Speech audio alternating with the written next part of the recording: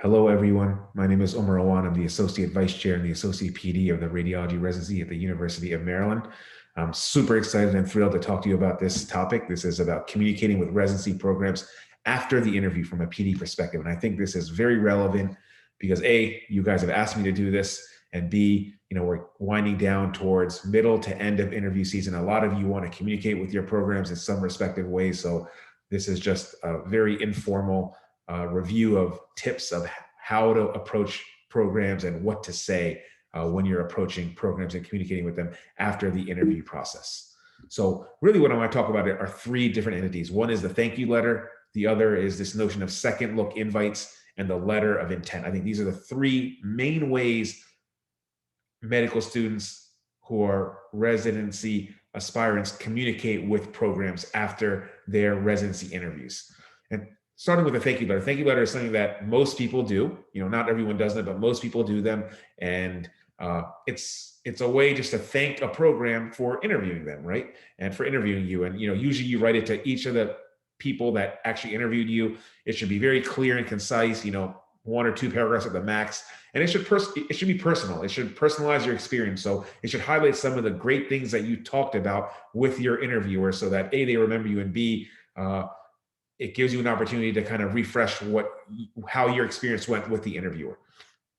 In terms of when to write them, I think it's important to write them not necessarily right after the interview, but maybe wait 1 or 2 days, definitely up to a week after the interview. Some people do it immediately within 1 or 2 hours after the interview. I think that's probably okay, but I think it's better to let the interview sort of materialize, give yourself time to think about the interview and then write a very thoughtful thank you letter afterwards. I think waiting after a week can be somewhat problematic because you may forget the details of the interview and the interviewer may not remember the interview as well as if you write it 3 or 4 days later, because they're also interviewing other applicants maybe 3 or 4 days later, or even a week later. So I think 1 to 2 days to a week after is probably the optimal time to write the thank you letter. Now, the question that you guys are probably asking are, does it affect your position on a rank orders list, right? And probably not. And that may be hard for you guys to understand and realize. This may come as a surprise to you, but no, it doesn't really affect your position on the list. We already, your record in medical school and how you perform on the interview are gonna be the main driving factors for your rank on our rank order list, right? So by the time you're done the interview, we've already formulated what we think about you and how we think about you. So, the content of that letter isn't really going to be a major driving force for your rank on the rank order list. But that begs the question, well, then why should you write a letter? I still think there's value in writing a thank you letter. And the reasons why is not everything is about your position on a rank order list, right? So, it's just about good manners, right? So you guys are all physicians, you guys have taken the Hippocratic Oath.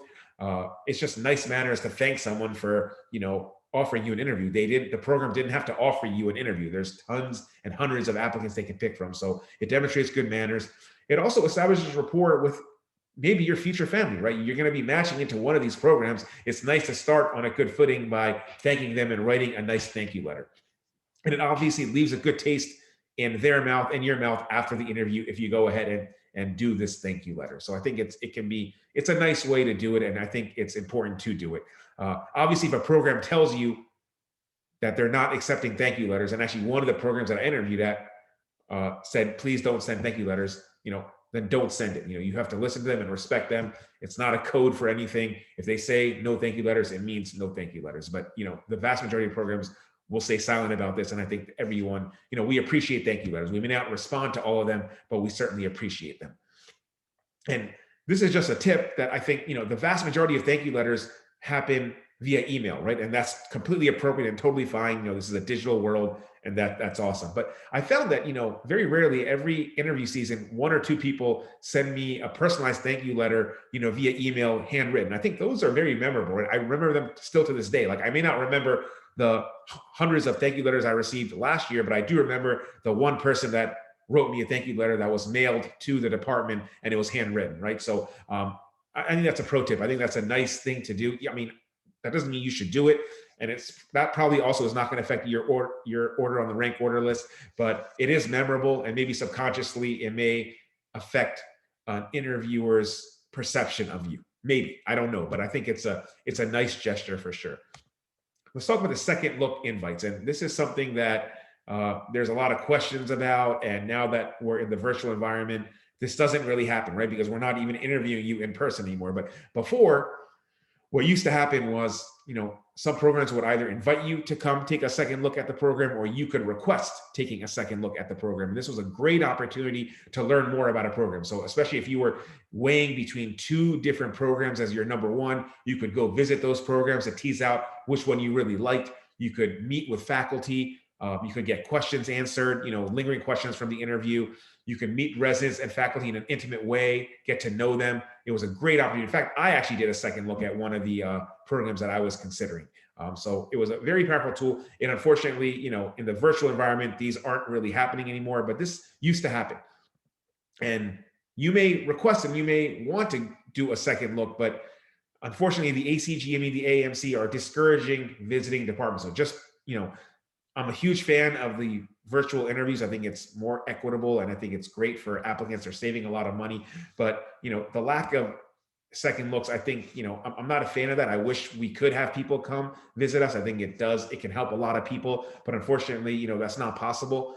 There may be an opportunity to meet with residents and faculties informally. So, and this hasn't happened yet, but I just want to throw it out there. Obviously, if you reach out to faculty and residents and you want to meet them informally for a cup of coffee, if it's outside of the hospital, it's still a possibility, right? So, there are maybe some ways that you can go around that, but I think in general, this is not happening now. So, second look invites, unfortunately, are sort of off the table.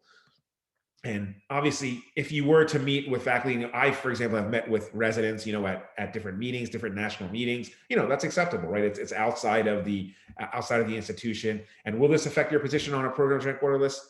Probably not, but maybe, right? So if you meet somebody, meet an applicant, residents meet them, you realize that, the camaraderie is great.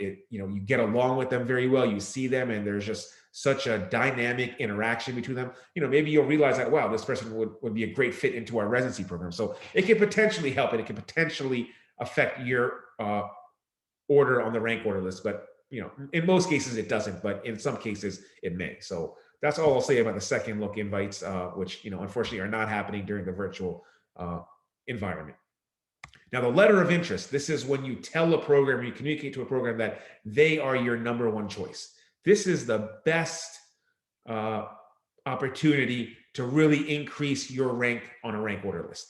This is a very powerful way to communicate your dedication, your commitment, your desire to match into a program, right? So, you're telling them flat out, you're their number one choice, right? So it's flattering for a program, but also, it shows your commitment that, hey, this is where I want to train. This is my fit. This is my best fit. And this is where I want to be for the next 3, 4, 5, 6, 7 years, however many years it may be, right?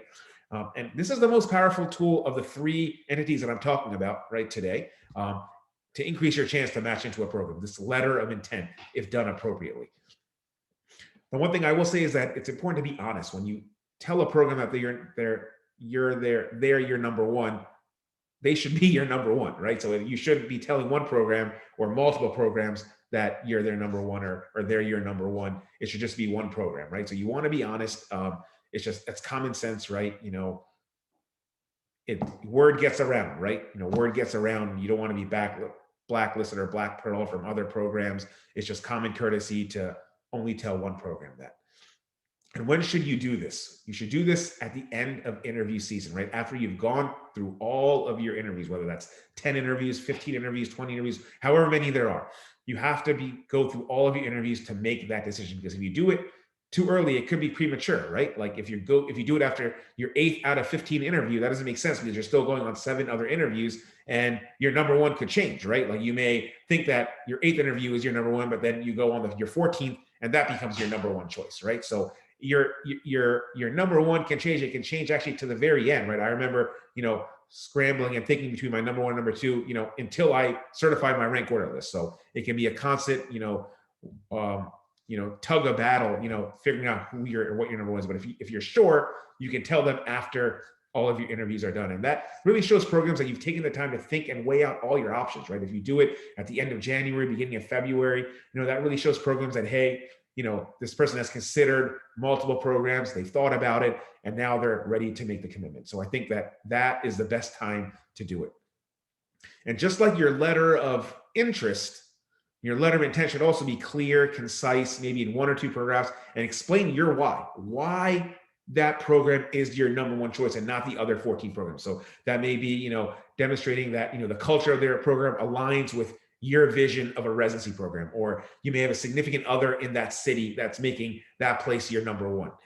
You may have family in the area. You're just really attracted to a program that they're offering, like an educator track, a global health elective, or there's world-renowned faculty that you really want to learn from. You want them to be your mentors.